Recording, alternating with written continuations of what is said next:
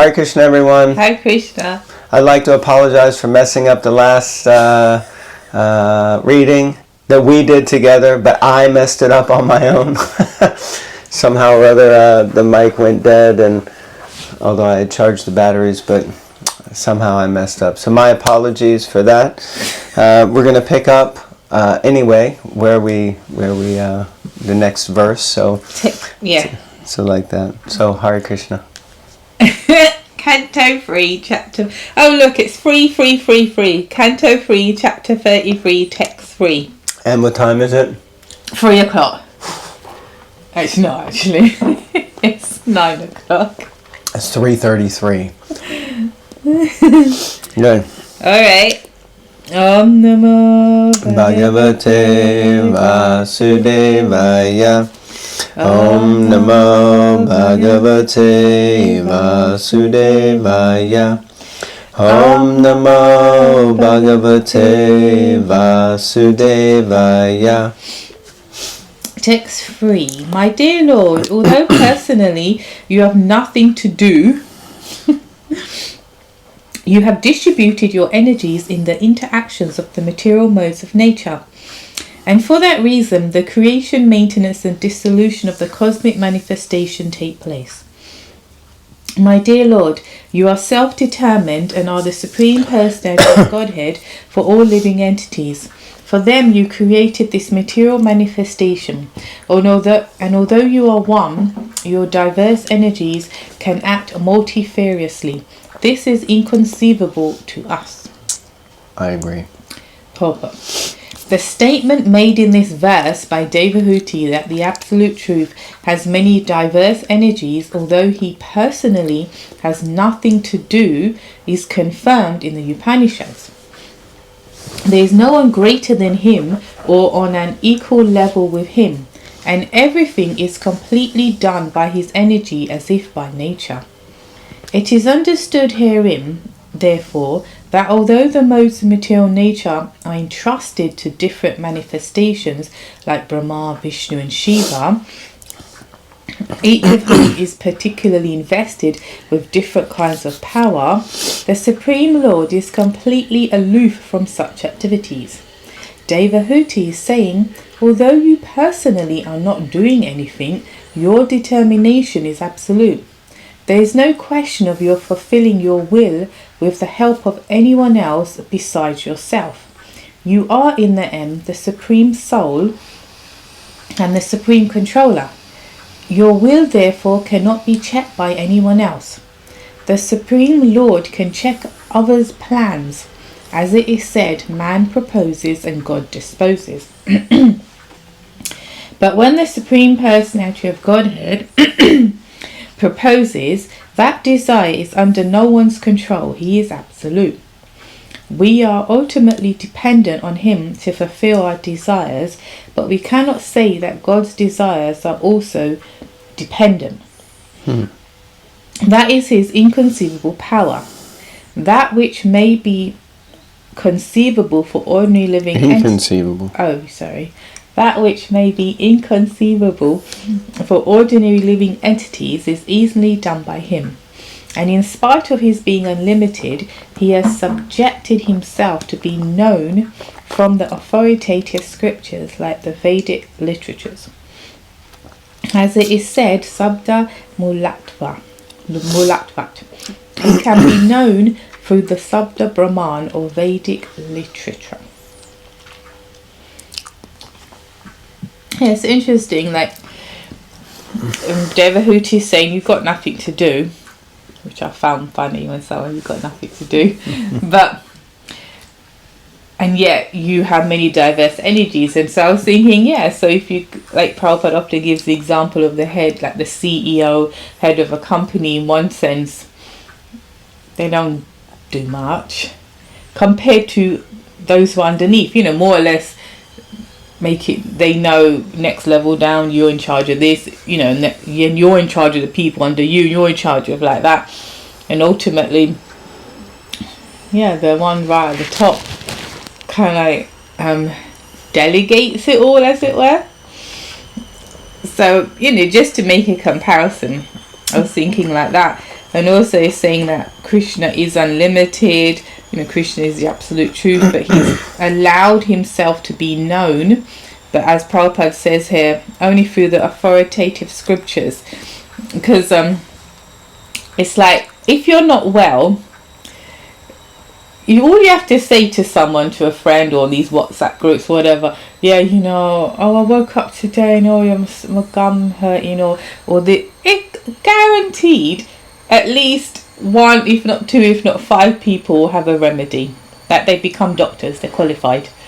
It's like, you should do this, you should. So in the same way with God, who, whether you believe or not, the definition of the absolute truth is that energy person, however you want to see it, who is greater than everyone else. Whether you're an atheist or not, that's the definition.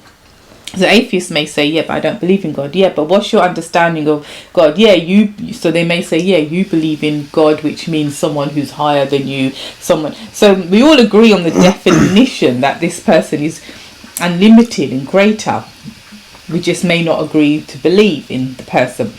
So, and yet people will still, especially atheists or non-believers, be an authority on this person or energy.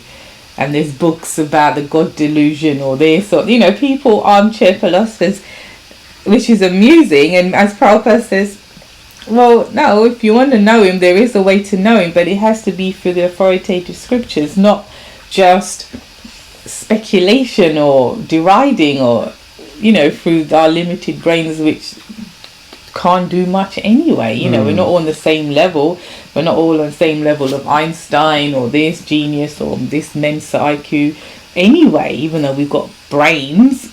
So how do you think you're going to understand who the absolute truth is?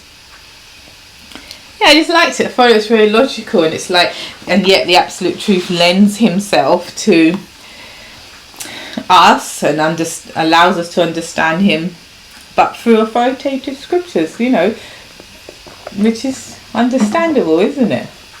Like if you go on social media, some people don't know how to use social media, by the way. So then there's so much horrible stuff out there, and then you think, you don't know anything, why don't you just go to the person or go to the authoritative channels, and then you can understand, Interesting. Very nice. Thank you for sharing. Next paragraph. Why is the creation made? Wow, what an opening question. Since the Lord is the Supreme Personality of Godhead for all living entities, He created this material manifestation for those living entities who want to enjoy or lord it over material nature. Who's that? That's us. Raise your hands. That's us. The Lord created this material energy for us to come here to try to lord it over and enjoy. As a Supreme Godhead, He arranges to fulfill their various desires, and He's fulfilling our desires. He's making it happen. As a Supreme Godhead, He arranges to fulfill their various desires. It is confirmed also in the Vedas, Eko Bahunam Yo Vedati Kaman. The Supreme One supplies the necessities of the many living entities. There is no limit to the demands of the different kinds of living entities, and the Supreme One, the Supreme Personality of Godhead, alone maintains them and supplies them by His inconceivable energy. And that is inconceivable. Just imagine if you have children, or if you know someone who has children, or if you're a child, you have so many desires, like just as a child. I mean, at least I remember, and we're encouraged almost to have them, especially around Christmas time. I remember it was making a wish list to give to Santa, and I would go through the equivalent of like the Argos catalog and just pick and write down this huge list of all the things that I wanted. And that kind of mood is, just imagine in one family of 4, how everybody's desiring different things daily, hourly. And imagine Krishna is one person, and he's got his inbox, or his WhatsApp group chat, whatever it is like filled with all the requests of all the living entities. And it's up to him to sort it out. I mean, that's actually completely inconceivable. We can hardly handle like one child, two children, three children who have their wishes and desires to do this, do that, and then the wife or the husband wants to do this and that. The mother and father, the grandparents, oh God, it's too much. People get stressed out. But Krishna, he's just like playing the flute, nothing to do, but still, he's responsible for the fulfillment of all these desires. Anyway, I thought it was quite interesting. It's true. Mm-hmm. Text 4. Okay. As the Supreme Personality of Godhead, you have taken birth from my abdomen.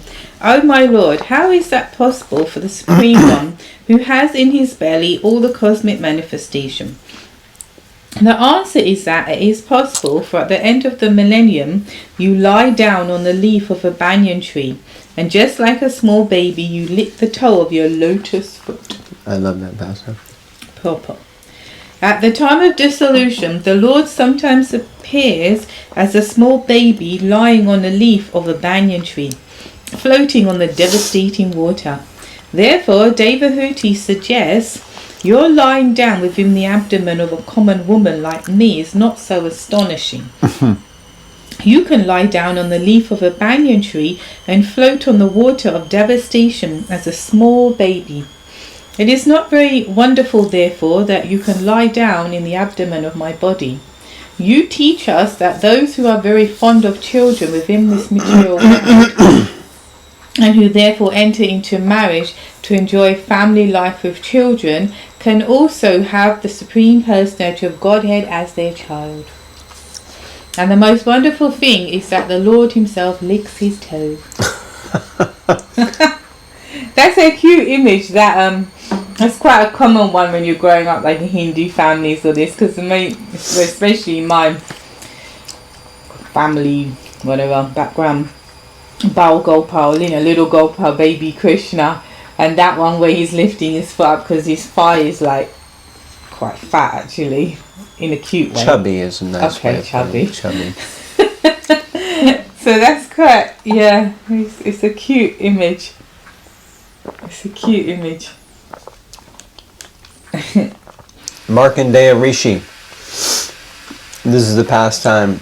Markandeya Rishi wanted to understand the Maya of the Lord, the material energy.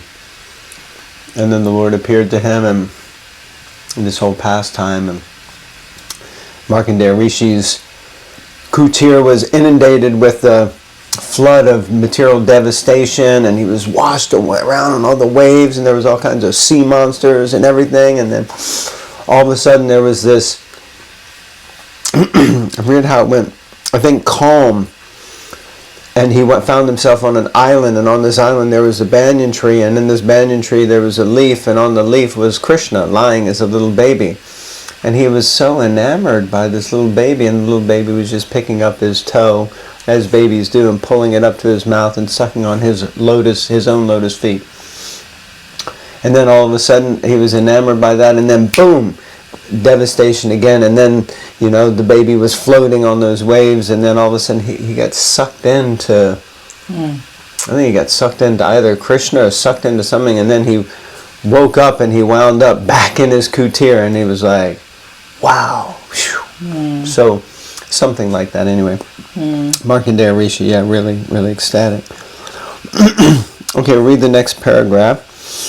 And then finish. Since all the great sages and devotees apply all energy and all activities in the service of the lotus feet of the Lord, there must be some transcendental pleasure in the toes of his lotus feet. The Lord licks his toe to taste the nectar for which the devotees always aspire. Sometimes the Supreme Personality of Godhead himself wonders how much transcendental pleasure is within himself. And in order to taste his own potency, he sometimes takes the position of tasting himself. Lord Chaitanya is Krishna himself, but he appears as a devotee to taste the sweetness of the transcendental mellow of himself, which is tasted by Srimati Radharani, the greatest of all devotees. And isn't that wonderful? Leading up to Gaur Purnim, the transcendental appearance of Lord Chaitanya. So, very nice way to end today's session. Remembering how Krishna himself is enamored by his own qualities, so much so that he too wants to taste those qualities.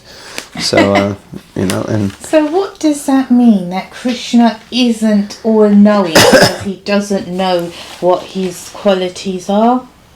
And if so, who is all-knowing?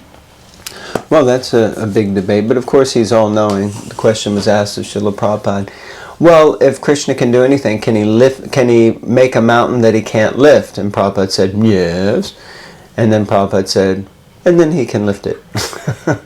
So like that. So, of course, he himself comes under his own Yoga Maya energy, which means when he's running from Mother Yashoda, who's chasing him with the whipping stick, and his tears are in his eyes, and he's fearful, and he's shaking.